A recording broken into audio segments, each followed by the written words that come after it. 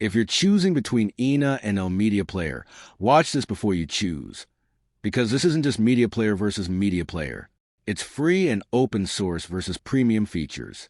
IINA is a modern macOS video player built around MPV. It supports almost every video format, has a clean interface, picture-in-picture, gesture controls, and integrates well with macOS. That makes it a favorite for users who want a fast, lightweight, and completely free media player. But here's the catch. Some advanced streaming and media management features aren't as polished as Elmedia's. Elmedia Player takes a different approach. Along with broad format support, it offers premium features like DLNA, AirPlay, Chromecast streaming, subtitle downloading, and advanced playback controls. That makes it a better choice for users who frequently stream media to other devices. The downside is that many of its best features require the Pro version. So which one should you choose? Choose IINA if you want a free, lightweight player that feels native on macOS.